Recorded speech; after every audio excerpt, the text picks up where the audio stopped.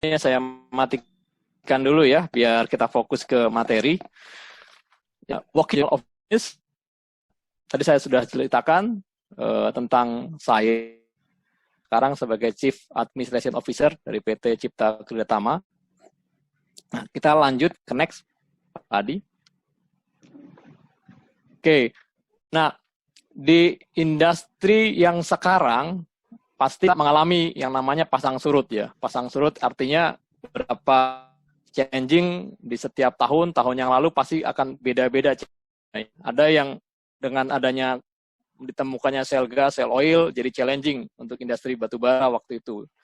Ada juga yang dengan masuknya 4G akan challenging bagi beberapa industri yang industrinya manually gitu ya. Nah, di tahun ini challengingnya kita sama-sama ngalamin ya atas wabah COVID-19 ke dunia, mulai dari Desember akhir sebenarnya di Cina sampai hingga ada beberapa industri yang kita sebut dengan the fall ya, yang ya mulai dari yang moderat sampai yang tinggi kayak hotel ya, pesawat, yang tempat untuk berkumpul bareng, yang ya, terus yang training, sport seperti itu pasti akan efek yang cukup besar ya dengan kondisi industri yang sekarang gitu. Kemudian kalau kita lihat ada juga yang memang tumbuh dengan tiba kayak durian runtuh gitu ya, kayak food delivery, logistik gitu, menghantarkan gitu ya, food delivery, grocery. Kalau kita lihat yang lain tutup tapi grocery tetap hidup, bahkan farmasi gitu. Nah, tapi juga ada yang kita sebut between ya. Between itu artinya kita harus melewati curve-nya. Kalau kita bisa melewati curve-nya, kita bisa tetap stay ya, hidup ya. Seperti di agriculture, banking, manufacture, terus tambang ya, oil and gas dan segala macam. Karena pada prinsipnya industri ini tetap jalan, hanya menjadi challenging-nya adalah kurangnya permintaan ya, kurangnya permintaan. Tapi tetap jalan.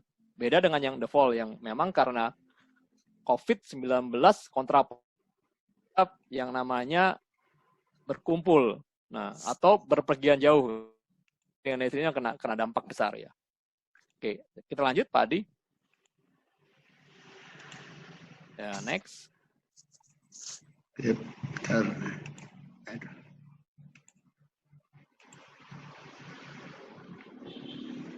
Oke, sorry ini ada kesalahan teknis, masih pada masuk. Yes, betul. Udah.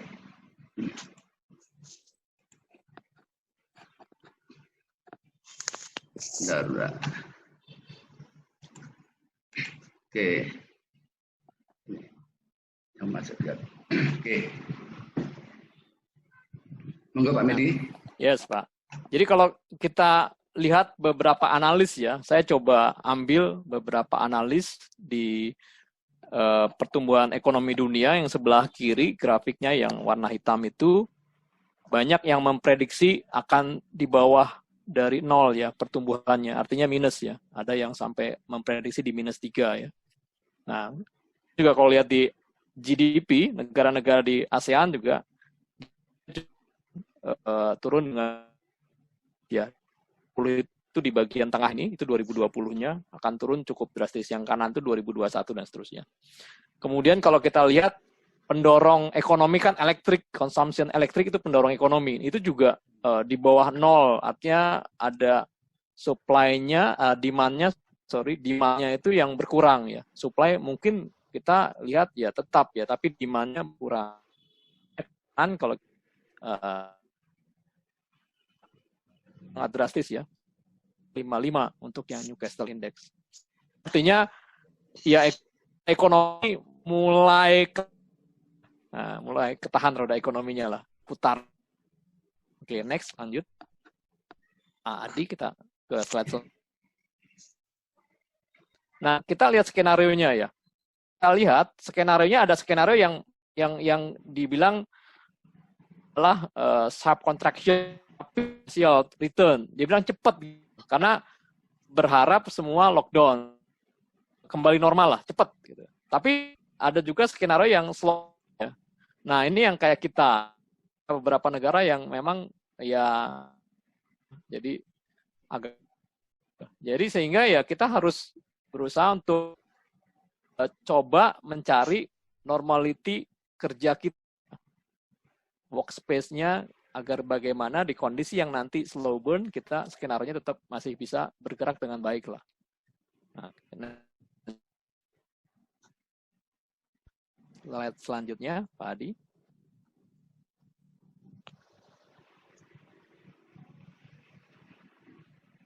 Untuk bisa menuju ke new normal, kita memang harus melewati curve ini. Kalau orang bilang itu pelana kuda itu kalau kita lihat kan drop ke bawah, bottom, baru harus up lagi ya. Orang kalau demam berdarah kan begitu tuh, dicari pelana kudanya tuh, sampai dia drop banget, tapi dia recovery lagi lah.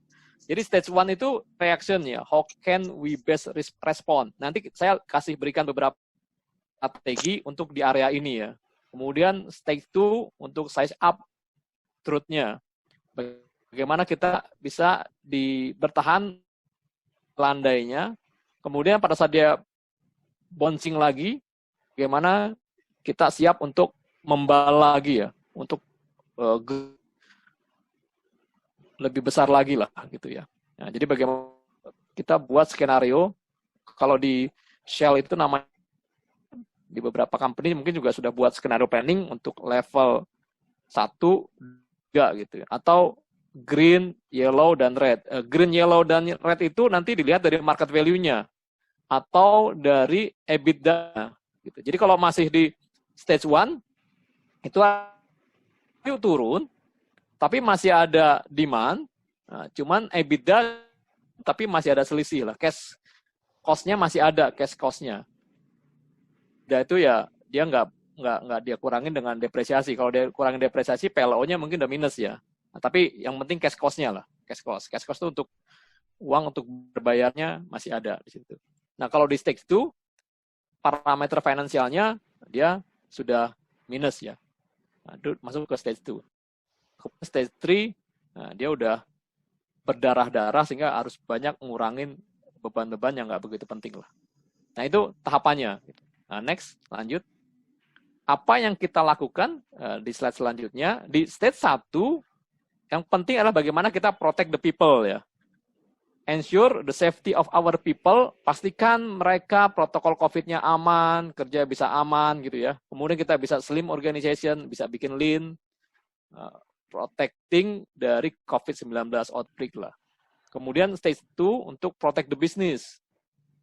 Memastikan operationnya bisa smooth dan protect our business. Efisiensi bisa dilakukan, kemudian productivity bisa ditingkatkan, kemudian utilisasi dari semua alat itu bisa yang terbaik gitu ya. Itu protect the business. Artinya walaupun demand-nya turun, tapi tetap masih ada demand. Walaupun kita cash cost-nya udah datar, rata gitu, walaupun belum rugi, cash cost ya. Tapi PLO mungkin udah bottom sekali. Cash cost itu artinya uang yang kita pegang itu masih bisa untuk bayar-bayar, walaupun itu sama, tapi kita bisa masuk ke stage 2. Nanti kalau udah stage 3, ya udah istilahnya kita minus di EBITDA-nya ya. Nah, itu kita ensure that our business can recover and sustain far into the future. Bagaimana kita mempertahankan orang-orang terbaik di situ, sehingga pada saat nanti bouncing lagi, kita siap gitu. Kita membalnya membal kenceng. Bukan yang pada saat bisnisnya kita tumbuh lagi, kitanya masih tertatih-tatih gitu ya. Itu bagaimana go beyond. Oke, lanjut Pak. Slide selanjutnya, Pak Adi. Nah, ini jadi level 1 ini action plan yang kita lakukan gitu ya. Ini contoh di salah satu company di kita lakukan. Jadi pada saat kondisi seperti ini, kita harus siapkan yang namanya skenario planning tadi itu. One, industrinya secara demand-nya turun, kita lakukan level 1. Jadi kita udah siap skenario-nya gitu di level 1. Bagaimana protecting the people, cost saving, kemudian efisiensi di banyak hal gitu ya. Kemudian masuk ke level 2 kalau pada saat kondisi market kita, demand kita itu low. Nah, orang HC harus siapin Pak skenario planning.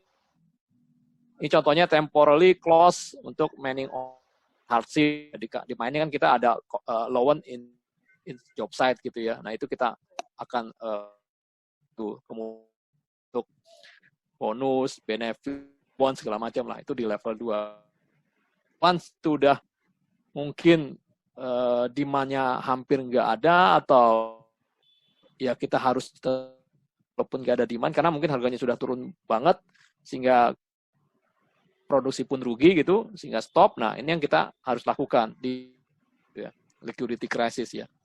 Gitu. Jadi scenario planning kita lakukan lah, kita buat gitu, agar kita bisa melewati curve-nya, sehingga kita bisa new normal lagi gitu ya. Oke, next slide-nya. Nah, ini yang kita harus persiapkan ya pada saat kondisi yang seperti ini. Kenapa? Karena ya kondisinya kita nggak tahu ini akan sampai berapa lama. Work from home. Kita harus spread kerja antar operasional sama yang non operasional gitu ya. Ada 3 hal Pak to work confidence di virtual environment ini. Pertama, individual productivity, virtual co-creation ya itu. Individual productivity ya kita nyiapin semua tools di rumah ya, pakai kamera, bahkan banyak yang wah hebat-hebat lah. Saya lihat tadi Mas Adi background-nya juga dibuat seperti itu buat individual productivity tuh. Biar kita senang pekerjaan di rumah, kita lakukan banyak hal gitu ya, kita gimmick buat TikTok gitu segala macam, itu untuk individual productivity. Kalau tim productivity bagaimana media file sharing, result sharing gitu ya. Sehingga kita ketemu tapi semua bisa kita review di situ gitu. Kemudian virtual co-creation ya. Nah, nanti kasih lihat top yang kita bisa lakukan bersama gitu. Tapi online. Jadi brainstormingnya online gitu. Presentation kayak begini kan satu sisi kita nggak bisa rubah bareng. Nah ini online bareng, idenya bisa integrasi. Kemudian learning ya. Nilai lain juga sudah dilakukan, bagaimana kita virtual learning ya. Nanti saya kasih beberapa contoh di belakang. Next, lanjut. Kita ke slide. Ini yang kita sebut dengan file sharing, work sharing ya. Kita pakai tim. Saya dulu juga agak nggak pernah pakai ini gitu. Tapi karena akhirnya jadi new normal nih. Jadi semua apa yang kita kerjakan kita masukkan ke tim. Kemudian di situ ada kita buat folder-folder untuk pekerjaan ya. Di sini saya Lean Mining Effective Organization. Kemudian saya learning talent dan segala macam, itu adalah aktivitas pekerjaan anak buah saya. Nah, di situ dia masukin tuh semua. Mulai dari desainnya, lakukan analisa, kemudian hasilnya. Kemudian dia update terus di situ. Saya bisa lihat gitu loh. Nah, ini yang disebut dengan tim activity ya. Material modul akan masuk ke sharing ini. Lanjut ke slide selanjutnya. Nah, ini detail ya, detailnya lah, file sharing and work sharing. Update tiap hari, kita lihat siapa yang update di kanan, kapan di update-nya gitu. Yang sebelum email, bahkan lewat WA gitu ya, atau kita tunggu dia presentasi di depan gitu. Nah, perlu itu kita lakukan work sharing lah di sini. Oke, pakai Microsoft Teams. Nanti ada jadi mungkin ada tools lain ya, itu silakan dipakai gitu. Next. Nah, kemudian training ya. Kemudian kita pakai di Teams juga, virtual training. Setiap ada pelatihan yang technical seperti drainase, training, road training maupun training plan, kita semuanya udah pakai media ini gitu loh. Nah, sehingga semua bisa lihat materinya sama, bisa tanya, kemudian observasi, gantian yang observasi itu artinya yang peserta training kasih gambar, kasih picture-nya, sehingga bisa di-review oleh instrukturnya gitu ya. Sehingga nggak perlu ada jalan ke lapangan, jalan ke lokasi, kumpulin orang gitu, ini nggak perlu udah. Yang dulunya cuma bisa 20 orang, ini bisa banyak orang. Ini contoh-contohnya, mereka update di situ, lihat di sana gitu ya, dan pesertanya bisa ada di sana lah gitu, teknikalnya. Next mungkin. Ini menjadi satu new normal ke depannya gitu, bahwa kita ya akan pakai ini terus untuk media untuk kita develop. Kita nggak, karena jadi kelasnya juga bisa, kemarin kita ada kelas 40 gitu ya. Nah ini virtual co-creation. Jadi co-creation itu kita bisa pindahin bareng-bareng dan live gitu loh. Jadi langsung ininya brainstormingnya interaktif. Biasanya kalau kita interaktif brainstorming di ruangan kan kita bareng pindahin post it sama gitu ya satu. Kalau ini kita di virtual di situ gitu. Ini pakai program namanya Miro. Oke, next. Ini programnya apa aja? Saya nggak sarankan nama programnya, itu bebas ya. Itu kalau kita lihat tanda panah itu nama-nama orangnya ya, peserta pelatihan. Yang hijau, ungu itu panah-panah itu orangnya menggerakkan yang mana gitu. Jadi kita kan ide itu dan seterusnya ya. Hasilnya di sebelah kanan itu. Ini visual co-creation kita sebut. Oke, next. Kita lanjut. Slide selanjutnya. Oke.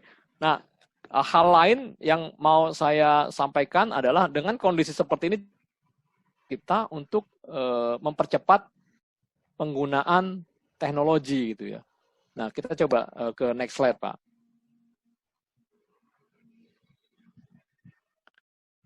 Oke.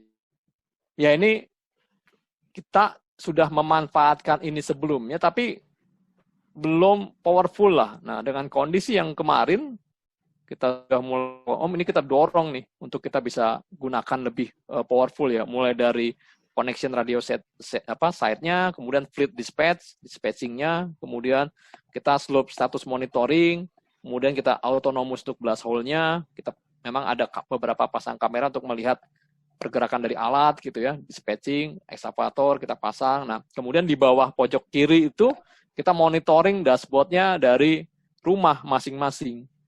Kalau dulu dari kantor, kita dari rumah gitu. Jadi kita bisa lihat dari rumah masing-masing dan kita bisa langsung tanya ke PM-nya melalui tim, Microsoft Team. Ini kenapa drop, ini kenapa di per jamnya gitu. Jadi kita bisa monitoring dan kita bisa lihat alatnya juga, alatnya kalau breakdown segala macam bisa monitor dari rumah semuanya gitu.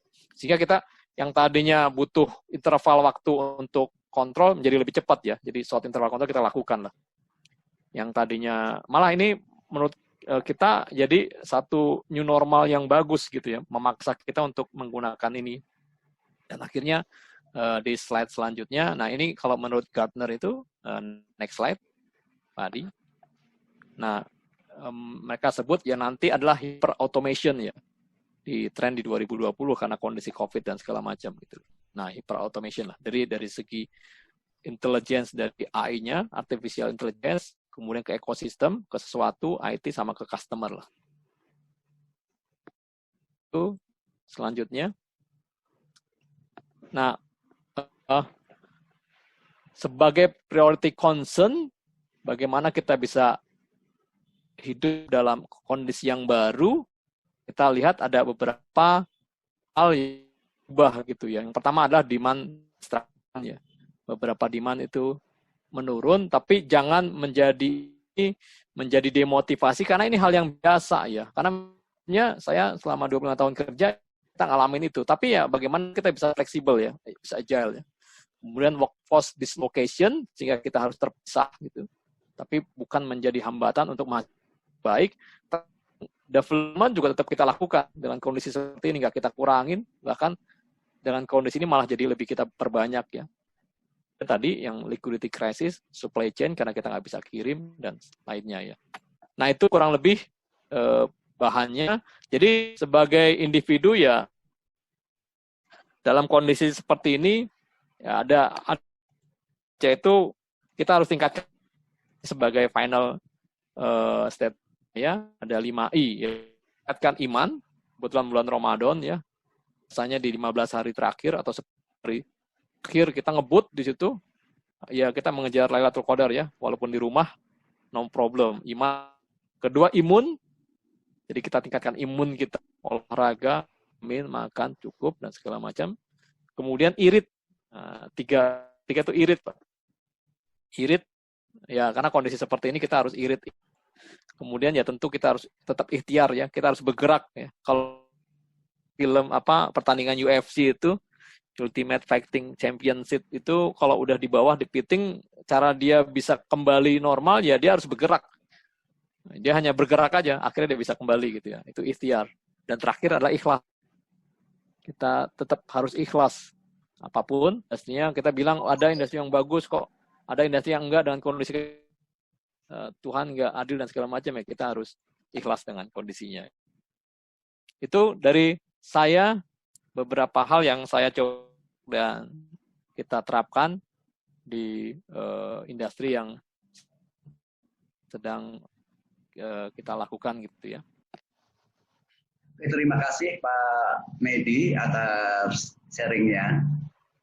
Materinya cukup ini strategik sekali ini ya. Oke, selanjutnya adalah sesi tanya jawab.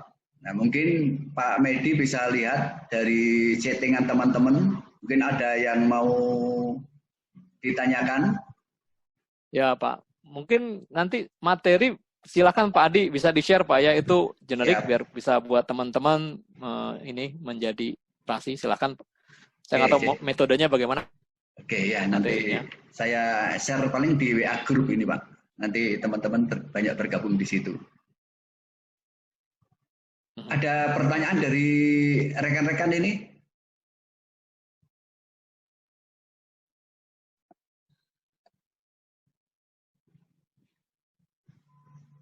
Tolong ditulis di setting dulu aja. Oke, ini Mas Herman. Mas Herman tanya ini. Pak Medi, izin tanya, seberapa ekstrim kondisi saat ini dibanding tahun 98? Nah, ini gambaran aja Pak ya. Tahun 97 itu harga kurs saya masih ngalamin tuh kurs rupiah kita terhadap dolar gitu ya. Itu kita di 1.500. Satu dolarnya itu satu dolar itu 1.500 rupiah. Nah, saat itu dolar jadi 12.000.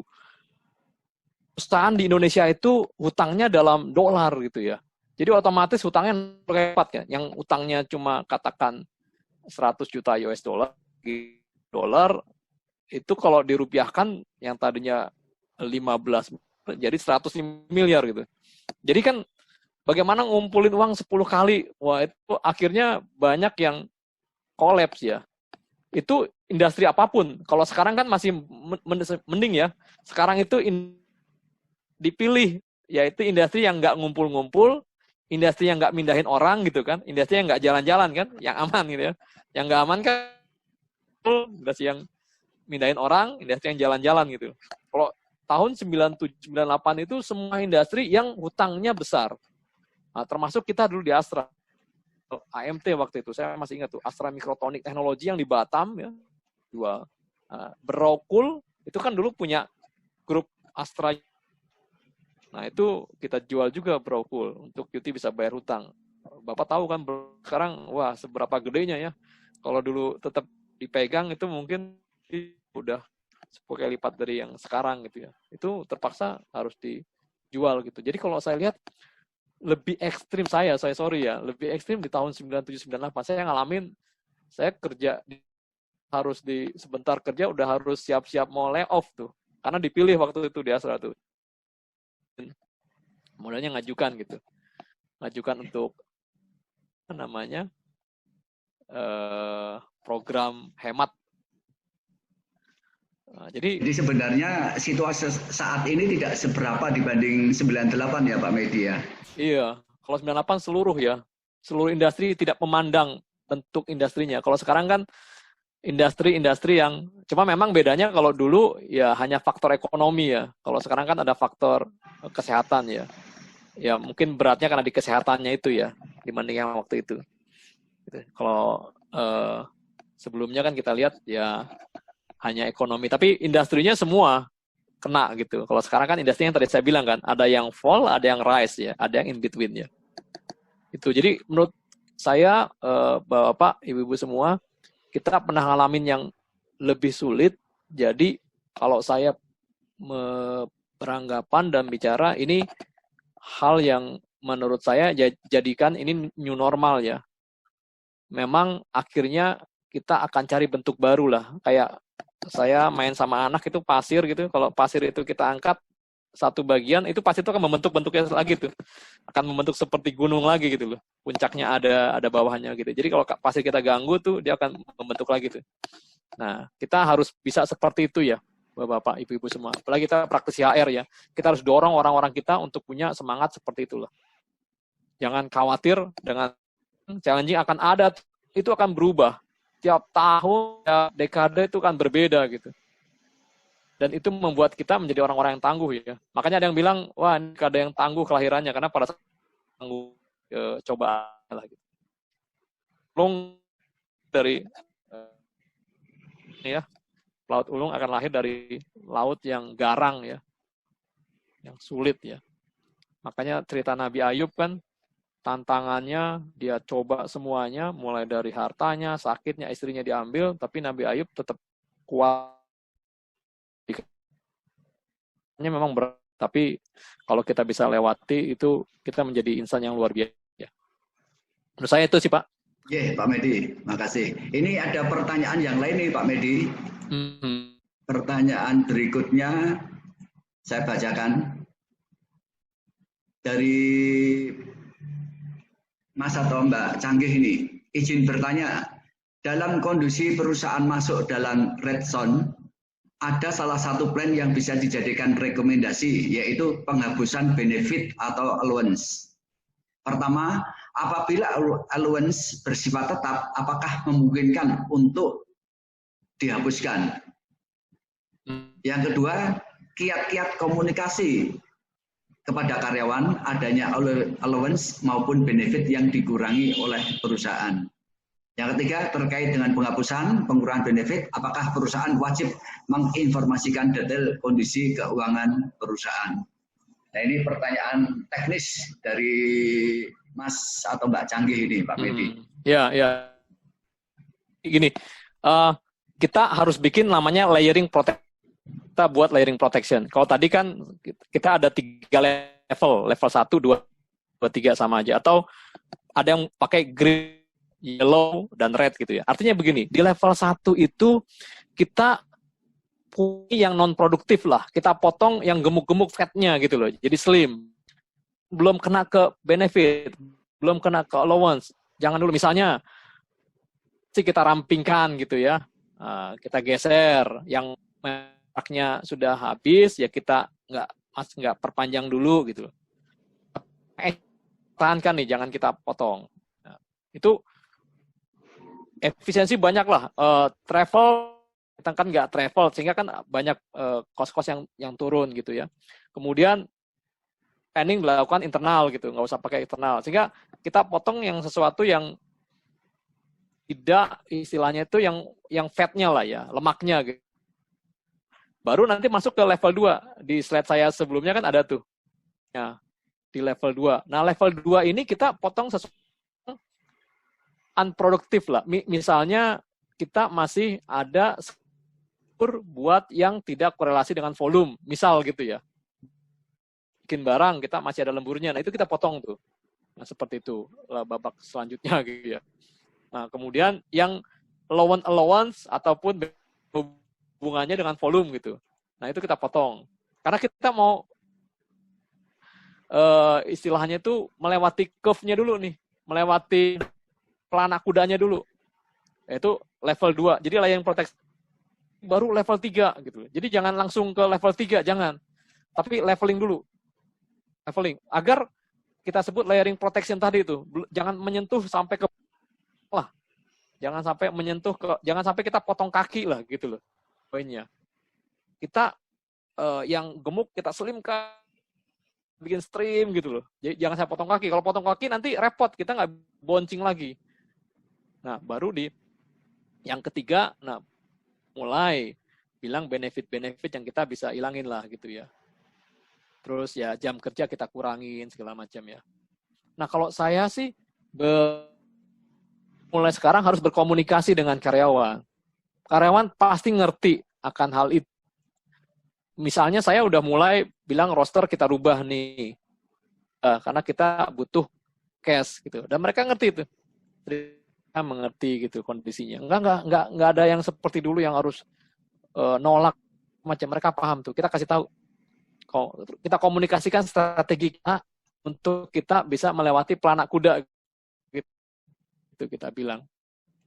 Kita kasih tahu strateginya gitu. Biar sama-sama kita dengan karyawan itu namanya line ya,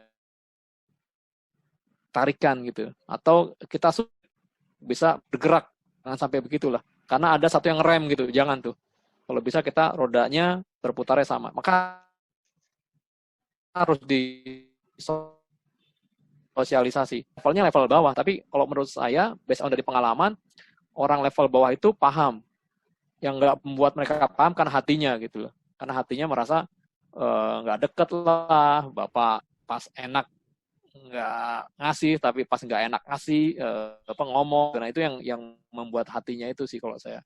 Jadi kalau saya pikir sih ya harus kita sampaikan ya. Kalau detail atau tidak, ya diformulasikan aja lah ke bahasa mereka ya. Karena toh ya nggak terlalu paham juga PLO gitu ya, EBITDA segala macam ya nggak terlalu paham. Tapi dalam bahasanya mereka lah bahwa ini kita cash-nya udah nggak ada kalau kita kerja seperti ini gitu loh. Produktivitas harus naik ke angka segini, kalau nggak angka segini batasnya 140, misalnya di bawah 140 kita rugi. Nah itu seperti itu bahasa-bahasanya itu. Kalau rugi ya kita nggak bisa melewati tantangan yang sekarang gitu. Itu ya dari Mas atau Mas. Mbak Canggih ya. Oke, berikutnya ini pertanyaan dari Mas Budi. Pak Medi, apakah action plan dalam level 1 sampai level 3 harus berurutan? Di perusahaan kami, level 2 sudah diterapkan di early level atau state. Mohon feedback-nya, Pak. Ya. Ini harus berurutan atau bagaimana? Yes, ya, Pak yes.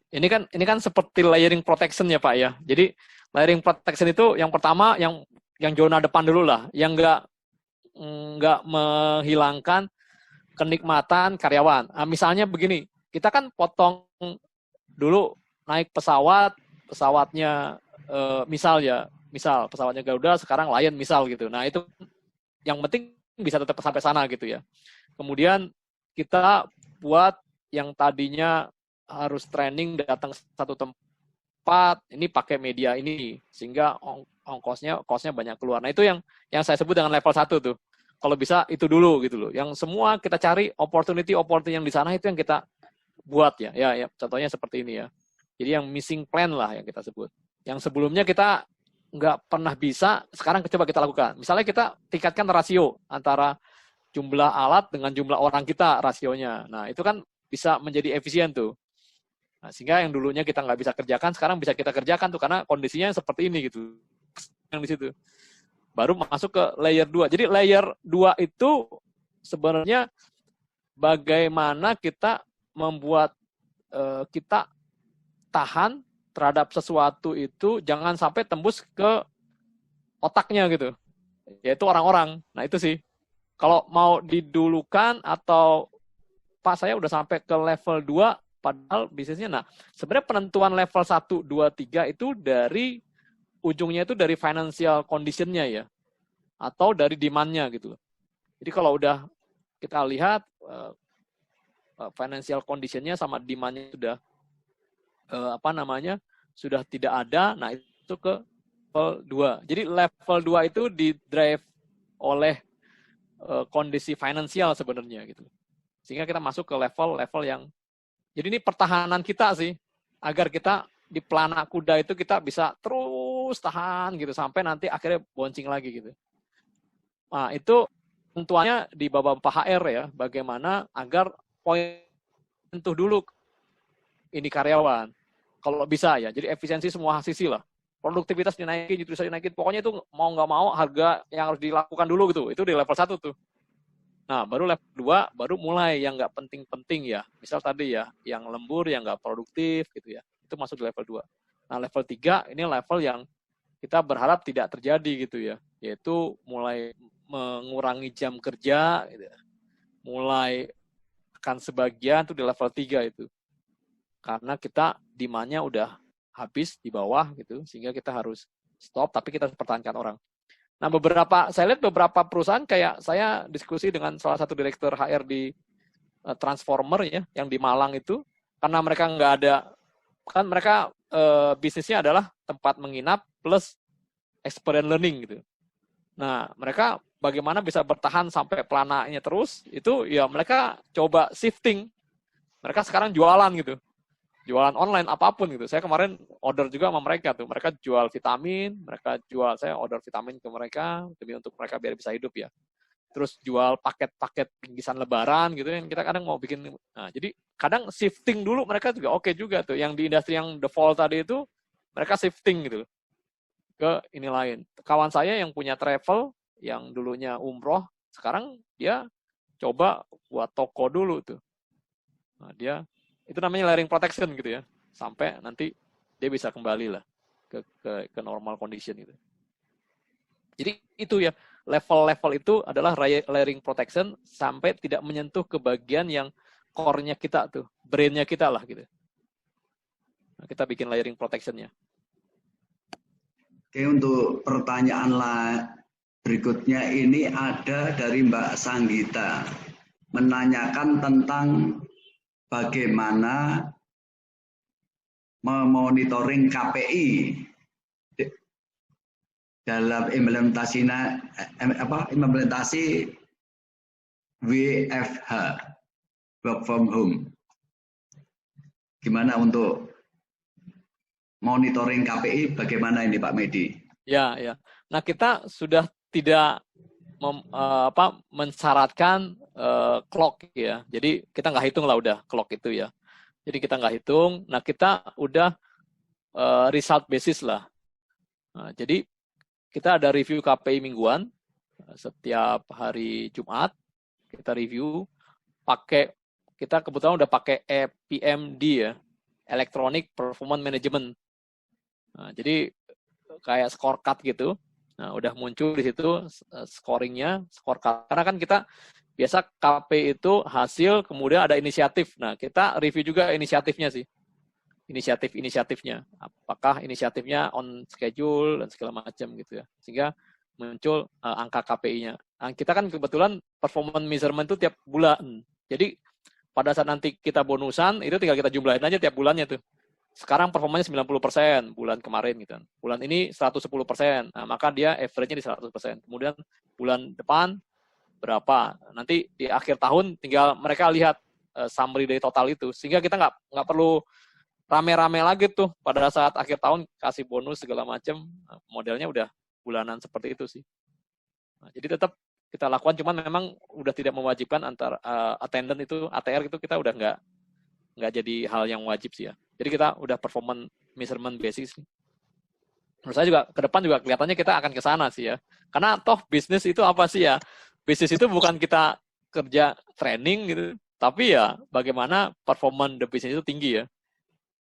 Lebih kepada hasilnya Pak ya. Betul.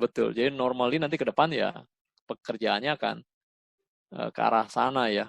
Jadi ke depan juga KPI juga akan di saya nanti akan mendorong bukan untuk proses yang dia harus hadir, tapi bagaimana meleverage hasil itu ya. Tetap proses itu akan menentukan hasil sih tetap. Cuman bukan menjadi suatu yang utama sih ya untuk orang hadir itu. Oke, makasih ini Pak Medi. Saya kira udah menjawab ya pertanyaannya Mbak Sanggita tadi ya. Berikutnya pertanyaan dari Pak Yusuf Putra.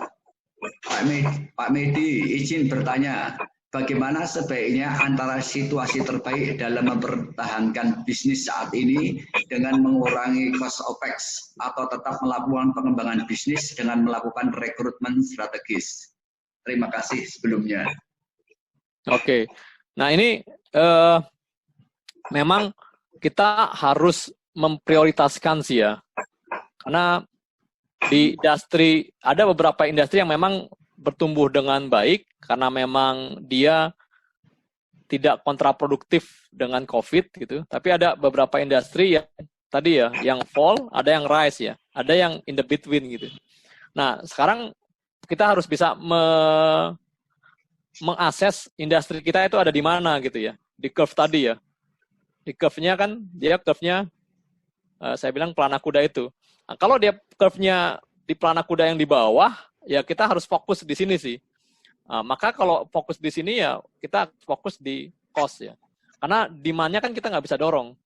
kalau kita bisa dorong demand-nya setinggi-tingginya, is okay. Tapi once kita nggak bisa dorong, karena kan kalau kita lihat dengan kondisi seperti ini, orang konsumsinya berkurang, penggunaan energi berkurang gitu loh, manufaktur berkurang.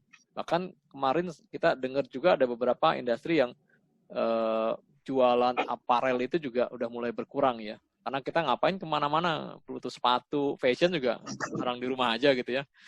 Bahkan kita meeting juga pakai kaos gitu kan. Ya kita nggak tahu bawahnya ada yang pakai celana pendek segala macam. Jadi fashion udah out there lah semuanya. Nah, kalau memang di posisi bawah menuju ke bawah, ya kita harus mempersiapkan diri sih terhadap cost yang kita bisa bertahan gitu, yang saya bilang tadi, layering protection-nya, level 1, 2, 3-nya gitu, staging-nya. Nah, bagaimana kita bisa mempertahankan gitu, sehingga how low can you go ya. Di level bawah pun, how low can you go lah terus gitu. Nanti baru pada saat dia peak, nah itu baru kita mulai mencari lagi tuh ke arah industrinya yang menuju ke sana. Sehingga kita cari orang-orang yang memang ke strategik industrinya kita gitu ya. Jadi jangan kita ke bawah tapi pas bouncing susah, yang saya bilang tadi, pas dia harus melenting susah gitu. Karena orang-orang kita nggak ada orang-orang yang siap untuk melenting. Nah, pada saat nanti kita harus melenting, kita udah punya energi yang cukup tuh. Jadi jangan sampai yang kita potong kaki kita ya, tapi yang kita potong lemak-lemak kita. Orang HR kan gitu ya, potong lemaknya. Sehingga pada saat nanti bouncing, kita menjadi atlet yang paling siap larinya gitu loh, paling kencang larinya.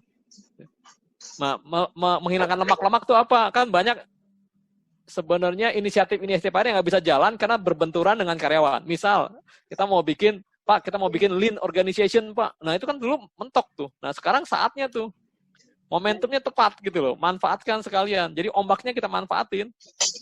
Ini ada ombak bagus, ikut manfaatin. Program kita manfaatin di ombak. Nah, saya banyak manfaatin program-program di ombak nih. Saya bikin lean organization. Berkaitan dengan itu, ini ada pertanyaan ini dari siapa enggak? Izin bertanya, apakah perusahaan baiknya membuat produk baru fokus ke alat kesehatan? Seberapa prospek bisnis alat kesehatan? Gimana ini Pak Medi? Ya, Pak, company itu punya yang namanya core kompetensi ya. Nah, core kompetensi itu dibangun bukan dalam waktu semalam, tapi dalam waktu lama. Nah, saya kasih contoh ya, ada salah satu engineer di Kodak gitu ya. Nah, dia jago kimia lah, chemicalnya hebat gitu, dia ini terus lah, dia terus. Nah, tiba-tiba dia menjadi orang yang paling tidak kompeten tuh, karena industri kemudian tidak membutuhkan cetak film yang membutuhkan kimia yang tinggi kan. Kalau cetak film tuh ini kimianya kuat kan, ilmu kimianya gitu, karena semuanya digital gitu, sehingga suddenly uncompetence gitu ya, suddenly uncompetence. Nah, kita juga harus lihat core kompetensi dari company ya, perusahaan. Kayak misalnya yang saya tadi cerita, ada perusahaan di Malang yang saya sebut tadi, Transformer itu, yang kalau lihat toko buku MIC itu kan salah satu grupnya. Nah, dia bisa shifting karena core kompetensi yang istilahnya generik gitu ya. Ada core kompetensi yang dia laten, yang kayak misalnya kita biasa ditambang gitu, ya kita sulit untuk shifting ke yang lain kan. Nah, ada yang core kompetensinya memang generik, tapi juga ada yang karena kondisinya sudah tidak ada marketnya ke depan, dia shifting memaksakan diri sehingga bisa. Contohnya 3M itu. Kalau Bapak lihat sejarahnya 3M, post-it ya, 3M itu awalnya adalah perusahaan tambang yang mencari, yang membuat mineral. Jadi dia namanya Minnesota Mining and Mineral awalnya. Nah, sehingga dia shifting ke 3M karena tambangnya habis. Nah, sehingga dia shifting gitu cepat. Nah, itu mudah tuh. Kalau untuk yang dipaksa gitu ya, dipaksa rela seperti mudah. Tapi kalau yang core kompetensi yang nggak ada ya akan sulit gitu.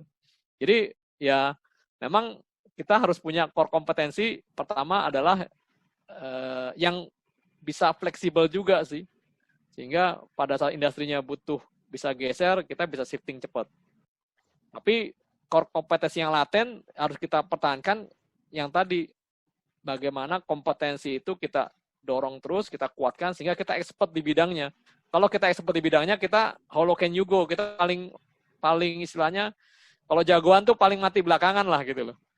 Jadi industri itu dua, Pak. Bagaimana kita bikin paling mati belakangan, atau bagaimana kita bisa kabur dengan cepat. Udah gitu, Pak. Nah, itu pilihan ya.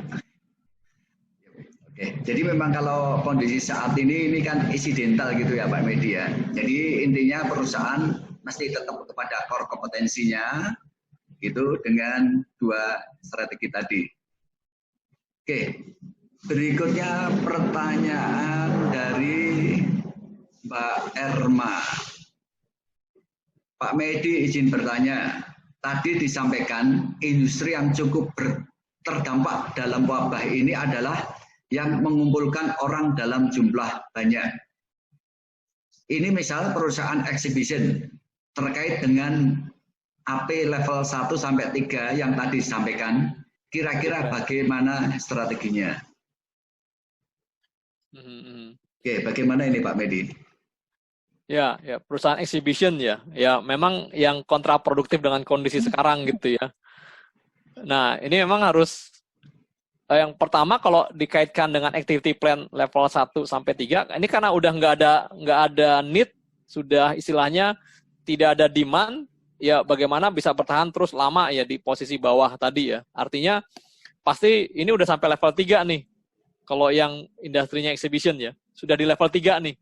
Karena kalau yang level 1 kan masih aman karena cash cost-nya masih ada walaupun sedikit. Level 2 mungkin cash cost-nya udah 0. Cash cost itu artinya uang untuk bayar-bayar ya, bukan PLO ya, bukan profit and loss. Kalau profit and loss mungkin udah minus ya, tapi cash cost kan ada di dalamnya. Nah, kalau level 3 udah minusnya parah lah, udah nggak ada demand. Nah, kalau exhibition ya otomatis kalau saya bilang bagaimana pertama dia bisa hibernate lama, atau yang saya tadi bilang ya, hibernate lama tuh karena dia core kompetensinya kuat di sana, udah hibernate cukup lama gitu, sehingga nanti kan toh kondisi pasti akan balik, launching dia siap lagi. Atau yang kedua, karena industri itu kan bagaimana bisa jadi jagoan yang mati terakhir, atau yang bisa cepat berubah gitu, yang shiftingnya cepat. Nah, dalam kondisi ini mungkin nggak perusahaan exhibition ini punya ide untuk membuat katakan pameran secara virtual gitu ya, sehingga orang, kalau kita lihat di Alfamart itu, Alfamart udah bikin yang disebut dengan virtual retail. Jadi bentuknya seperti augmented reality.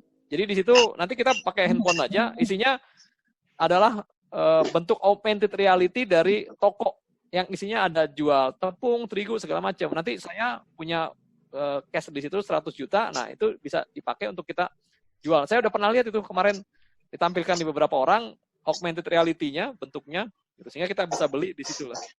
Nah, bisa nggak exhibition bikin kayak begitu gitu? Bentuknya kayak augmented reality gitu.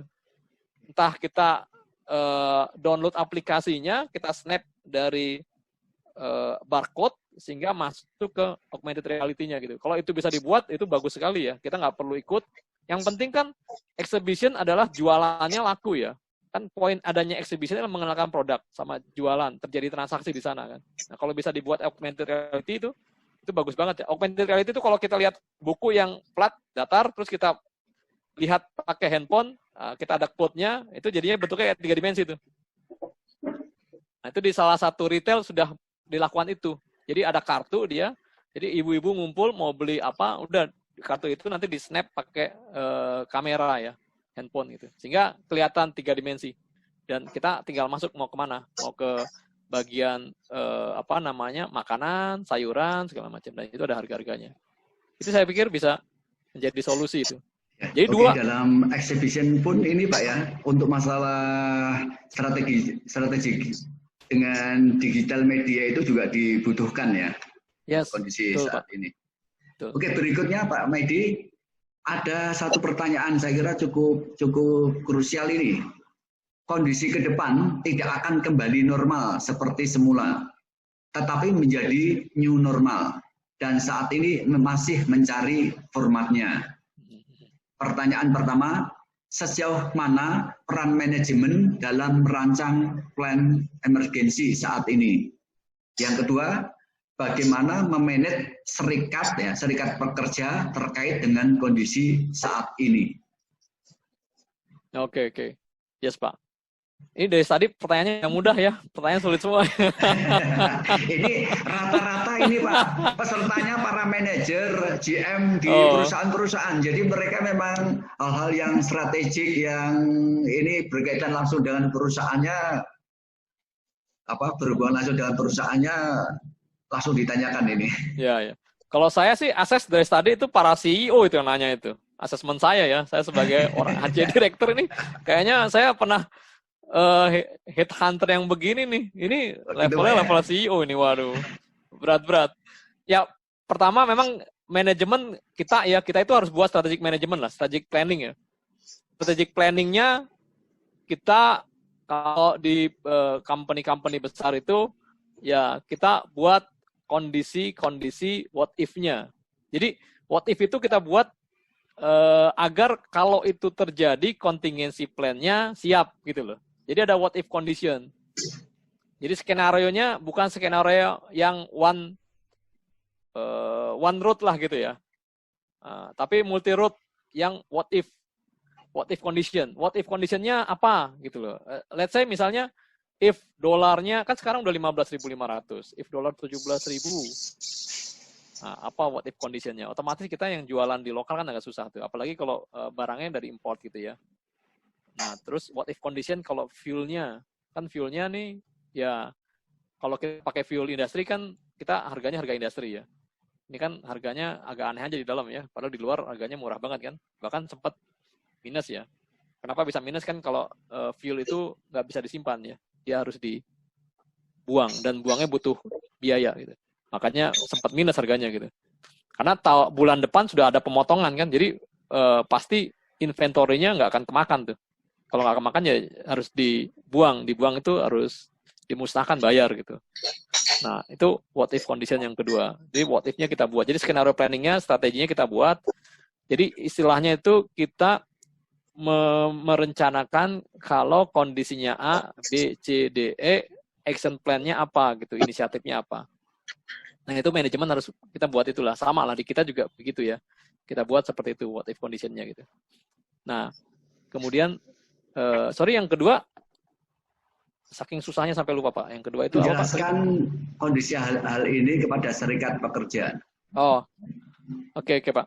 Nah, saya itu sudah berkali-kali lah ya meeting dengan serikat pekerja. Waktu PKB betapa sulitnya gitu ya. Di PKB wah kita ngotot bahkan satu pasal, tiap pasal. Bahkan itu bikin sampai malam gitu ya. Sampai waduh. Tapi herannya di kondisi sekarang itu serikat pekerja sama manajemen di kita itu menjadi satu. Karena mereka paham ya dan mereka melihat juga gitu. Nah, sehingga menurut saya ini momen yang tepat untuk hubungan industrial relation yang lebih baik ya, agar hubungannya serikat pekerja dengan manajemen bisa produktif. Dengan kondisi yang ini, kalau saya bilang, ayo kita manfaatkan flow-nya, jangan ditinggalin flow-nya ya. Orang yang berhasil di sini adalah berhasil memanfaatkan flow. Ini kan alirannya aliran bagus tuh, kita manfaatkan sekalian. Nah, jadi saya bilang kayak misalnya roster kita dulu 6-2, kita bilang kita akan 10-2 nih kondisi begini. Mereka let's oke aja gitu loh. Wah, saya bilang kaget juga gitu kan. Nah, tapi emang flow-nya nih lagi bagus gitu. Jadi menurut saya sekarang, tapi emang komunikasi harus disampaikan ke mereka ya, bahwa kondisinya seperti ini gitu. Dan kita harus sama-sama berjuang agar eksistensi dari company itu tergantung dari kita, kerjasama kita lah gitu. Kalau saya pikir itu ya bersyukurlah kita orang HC kondisi begini, ada tantangan satu sisi, ada juga satu kemudahan di hubungan industrial relation ya. Menurut saya Pak Ade, semoga kita bisa melewatinya dengan baik ya, dan kita bisa bergandengan tangan lah dengan serikat pekerja. Nah ini tadi Pak berkaitan dengan action plan tadi, ini pertanyaan berikutnya dari Mas Fauji tadi, berapa lama sih action plan yang perlu dibuat untuk mengantisipasi situasi ini? Oh, Jadi action plan tadi drivernya adalah financial, drivernya. Jadi pada saat financial menyentuh, nah itu angkanya ya tergantung kita ya bikinnya ya. Menyentuh ke situ, maka kita masuk ke level 2 gitu loh. Maka kita action level 2. Jadi pada saat financial kita menyentuh ke angka yang moderate sekali, yang kita sampai istilahnya nggak bisa jualan, maka kita masuk ke level 3 gitu. Level 3 itu level yang ya kita sudah harus datar gitu ya. Sehingga nanti pada saat kita bouncing lagi bisnisnya, kondisi COVID sudah mereda, kita bisa melenting baik gitu loh. Jadi yang kita tahan, kita jaga, kita siapkan adalah bagaimana pada saat kita nanti bisa melenting lagi tuh. Jadi berapa lamanya didrive oleh kondisi keuangan ya. Jadi HC mempersiapkan layering protection kepada employee, action apa sekarang gitu. Kemudian kalau finance kondisinya seperti ini apa dari HC, finance kondisi seperti ini apa gitu loh. Finance kondisi. Jadi drivernya dari finance bisa sangat cepat sekali bisa Pak. Jadi tergantung dari betul keuangannya Pak ya. Betul. Misal di industri batubara misal saja. Harga batubara kan dulu 30 gitu. Kita bilang, kita masuk ke level 2 kalau harga batubara 25 misal. Wah, kemudian sekarang harga batubara udah 20, 30, 25, 20. Wah, siapa yang sanggup turun 10 per 30 ya? Hampir 30% kan. Kan profit aja paling 20%-an. Ini 30%, berarti menggerus sampai 10% ke bawah. Nah, itu masuk ke level, cepat ke level 2 gitu. Nanti masuk ke level 3 pada saat ya cost-nya udah nggak bisa nutupin gitu loh. Terlalu tinggi gitu ya cost-nya terhadap harga tadi gitu. Nah, masuk ke level 3. Level ketiga ya udah kita hibernate tuh. Sampai berapa lama kita pertahankan orang, mungkin kita rumahkan tapi kita ngomong ke mereka, oke, 3 bulan awal kita bayar gaji pokoknya, tapi kalau nanti kondisinya masih tetap seperti ini ya kita akan rumahkan tanpa digaji gitu ya, misal. Nah, tapi kita pertahankan orang terbaik lah. Itu sih, Pak. Oke, saya kira udah menjawab ya pertanyaannya Mas Fauji tadi. Yang dari media chatting ini sudah tersiap semuanya ya. Ada yang mau tanya lagi ini?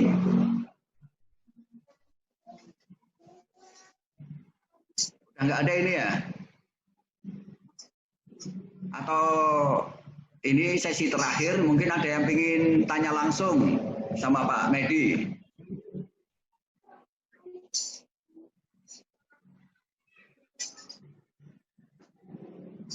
Mbak Sanggita mau tanya, silahkan langsung aja Mbak Sanggita. Bisa lewat video Mbak Sanggita kalau mau tanya.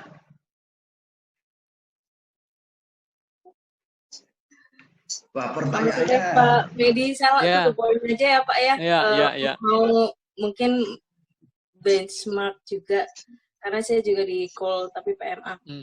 Jadi sekarang situasinya di CK sudah merumahkan berapa karyawan Pak? Ya, begini, kita dari mulai Maret sampai April lakukan adalah memang harga batubara turun. Memang customer minta diskon dan sudah 2 kali mintanya, bukan sekali ya. Jadi kalau misal dari sebelumnya kita di rate 1,8 turun 1,6, sekarang 1,4. Nah, kita ini melakukan yang tadi layering protection di level 1. Level 1 itu kita tingkatkan utilisasinya harus bisa 14,5 jam. Produktivitasnya harus bisa 120%. Kemudian availability alat itu level 1-nya. Yang enggak semuanya bergerak ke sana gitu. Ayo, bisa itu dulu. Nah, masuk ke level 2. Akhirnya kita motong cost, yaitu yang tadi orang-orang yang ada faktor lembur tapi yang non form base ya. Nah, itu kita tidak kita jamnya kita panjangkan, udah jamnya normal aja.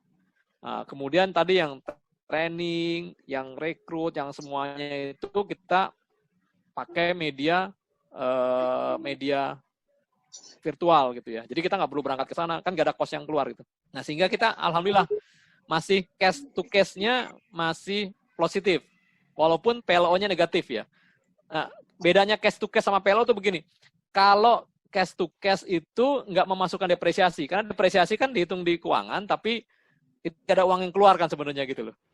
Jadi saya bilang tadi cash to cash itu gitu ya. Nah, memang PLO-nya udah negatif, karena kan depresiasi cost-nya lumayan besar, apalagi alat ya, kayak kita kan alat base itu. Jadi sampai sekarang belum merumahkan sama sekali, satu pun, kita belum. Untuk membalancing, satu pertanyaan lagi, untuk membalancing antara kebijakan dengan motivasi karyawan ya. Jadi tadi kan ada pada fase pertama dan kedua mulai ada pemotongan allowance atau bonus dan sebagainya. Nah, di sisi kita kan harus mengejar produksi juga. Nah, bagaimana membalance itu sehingga orang-orang di lapangan tidak dimotivasi ketika ada beberapa allowance atau tunjangan yang dipotong, sehingga mereka tetap mengejar sesuai target yang perusahaan minta untuk mereka lakukan. Ya, betul. Itu hal yang penting tuh. Pertanyaan itu sangat penting banget bahasa kita. Memang pertama ya ini kita deketin dulu lah hatinya lah. Kita sering ketemu lewat media town hall ya. Kita seminggu sekali ketemu lah di town hall. Town hall itu kayak begini nih. Semua pesertanya 100, 200 gitu ya, town hall. Ketemu gitu. Nah, yang kedua, kita membuat mereka bisa nyaman bahwa kalau nanti kondisinya membaik ya, kita sampaikan kalau nanti kondisinya membaik, kita produktivitasnya bisa setinggi ini, bisa setinggi ini.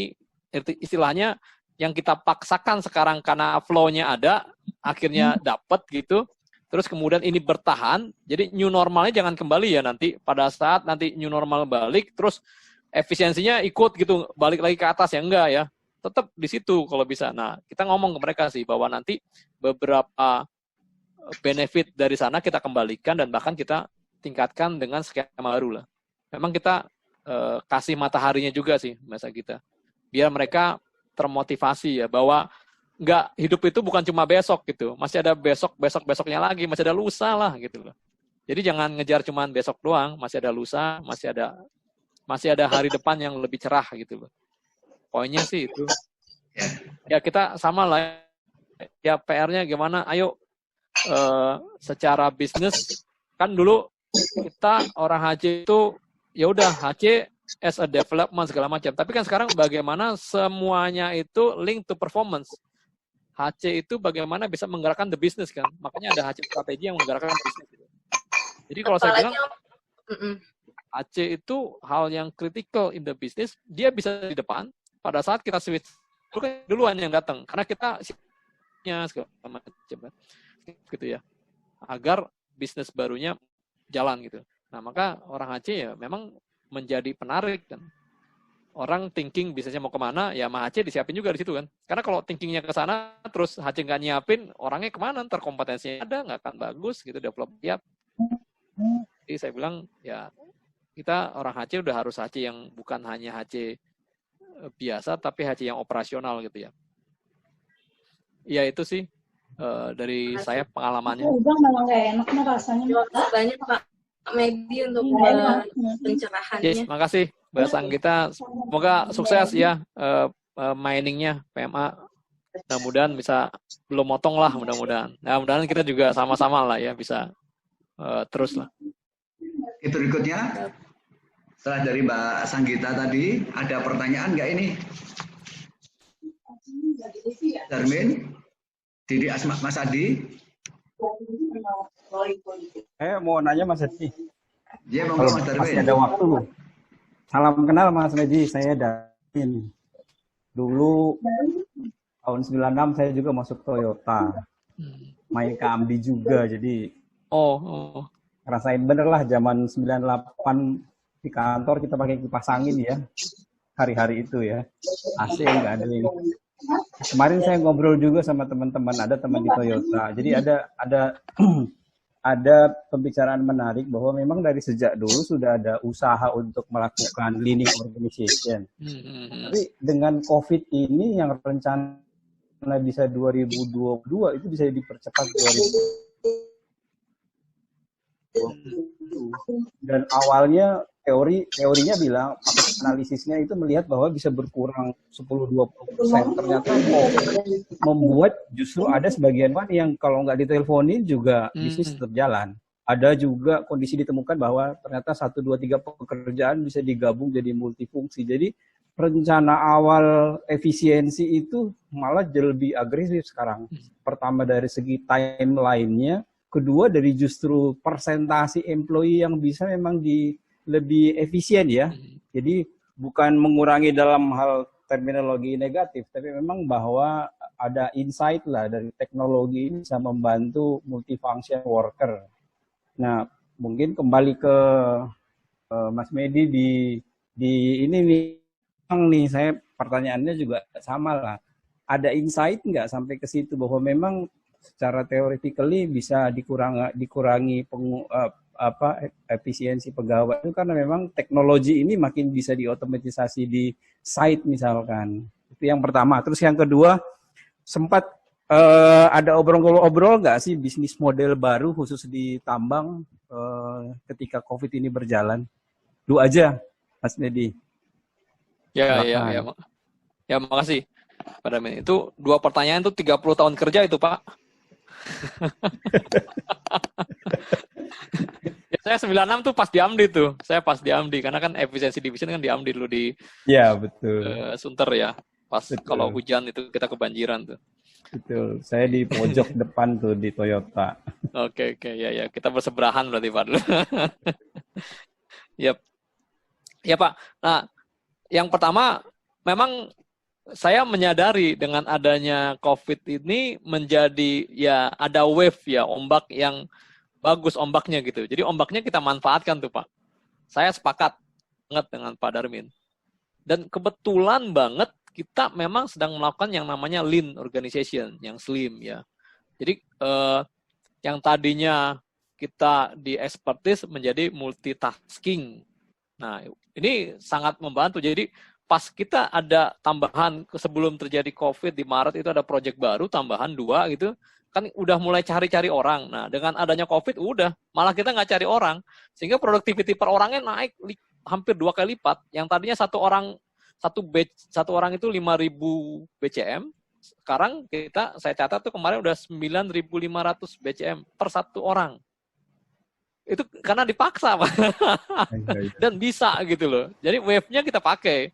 Jadi ya orang HC ini harus memanfaatkan wave-nya inilah ya, gelombangnya ya. Nah, kita slim, effective organization, kemudian kita bikin lean karena kita tuh punya perusahaan tambang sendiri. Kemudian yang ngerjakan kita, terus ada anak perusahaan yang bekerja di satu value chain yang kita sebut dengan mining value chain gitu. Jadi ada 2 owner punya tambang, kita kerjakan di situ. Nah, biasanya kalau perusahaan kerja di satu tambang, ada 4-6 perusahaan, itu semuanya ada redundancy. Redundancy itu ya ada HC masing-masing, ada supply chain masing-masing gitu kan, karena company kerja di satu ekosistem gitu. Nah, sekarang udah kita bilang, ini satu ekosistem loh, yang redundancy, yang duplikasi kita ilangin loh, ya. Akhirnya banyak yang kita lepas tuh. Kita lepas, bukan kita PHK, tapi karena ada proyek baru, kita geser ke proyek baru itu. Jadi duplikasi yang itu kita geser ke sana gitu loh. Itu sih Pak. Kalau bisnis modelnya, memang kalau di mining itu, kita kan adalah mirip sama Toyota, yaitu lean process ya. Karena kan mindahin OB dari front ke disposal dan terus-menerus itu sebenarnya ban berjalan, Pak. Sama dengan Toyota. Nah, bisnis modelnya yang berubah adalah tadi penggunaan teknologi ya. Pakai digital modular gitu ya. Pakai jigsaw, semuanya di modular mining jadinya. Modular itu ya kita pasang satu headset di unit sehingga kita bisa lihat antar mereka putarannya. Kan kalau di processing, kalau kita dulu Toyota kan ada namanya cycle time. Ini sama Pak. Ada tax time, sama. Cuman bahasanya ada beda. Cuman sama, kita monitoring itu cycle time-nya gitu sehingga efisien itu. Nah, pengawas juga ya di lapangan. Nah, jadi bisnis modelnya sih sama, cuman prosesnya diperkuat, ditebalkan, penebalan di teknologinya sih. Nah, teknologi untuk tadi ya, bagaimana bisa streamline proses lah kalau kita bilang. Bagaimana itu bisa streamline ya prosesnya. Oke, makasih penjelasannya Pak Medi. Mas Darmin udah menjawab ini ya? Nanti kita lanjutin aja. Oke, siap. Mungkin ada. Terima kasih, Pak Medi. Yes. Oke, Mas Darmin, makasih sama-sama. Oke, berikutnya mungkin ada yang mau bertanya ini. Dari Cipta Krida itu hadir Mas Erik Yuswanto. Oh, Pak Erik ya, Mas Erik ya. Terus dari KPP itu ada juga Mas Rifki. Terus tadi Mas Herman. Nah, itu anak buahnya Pak Medi semuanya. Oh, ya itu rekan-rekan saya Pak. Wah, itu yang membantu saya tuh. Itu tim yang hebat itu mereka tuh. Okay. Pak Mas Rifki itu orang development yang wah luar biasa lah, hebat lah. Kalau Mas Herman itu yang jago serikat pekerja tuh Pak. Bapak kalau serikat pekerja tuh wah, Pak Herman tuh. Yang lain ini mau tanya ke Pak Medi. Ya. Nah ini kita udah waktunya udah kurang lebih 1 jam lebih ya. Saya kira kita juga mau ini buka puasa ya. Oke, terima kasih teman-teman atas kehadirannya di sini. Insya Allah materi ini membantu dan ke depan mungkin Pak Medi juga akan kita undang lagi untuk sharing knowledge dengan materi yang lain ya. Saya kira banyak yang bisa disampaikan karena waktunya terbatas saja ini, jadi hanya secuil dari materi kita saat ini. Oke, untuk berikutnya materi nanti akan saya kirim by WA ya, bisa kontak ke saya 081226000336. Nanti mohon izin Pak Medi, materinya nanti saya sampaikan kepada rekan-rekan yang lain. Ya, monggo Pak, silakan Pak. Oke, saya kira waktunya cukup sekian. Kita foto bersama dulu, kita bisa dada-dada dan mengucapkan terima kasih kepada Pak Medi. Ya, mungkin di lain kesempatan kita bisa tatap muka langsung dengan Pak Medi di mana, di Trakindo atau di tempat yang lain ini. Saya kira gitu dari saya. Terima kasih banyak. Oke, kita foto bersama dulu. Mau minta tolong untuk di unmute-kan untuk tampak mukanya ya. 1, 2, 3. Oke, sip.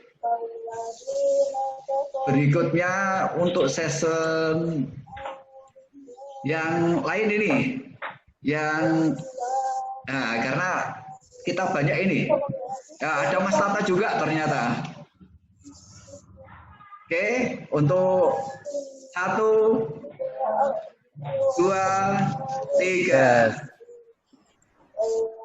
Oke, untuk layar yang berikutnya, layar yang ketiga.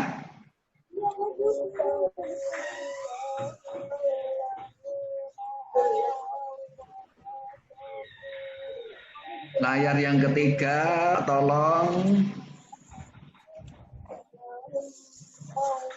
Ini, oke, layar yang ketiga, 1, 2, 3.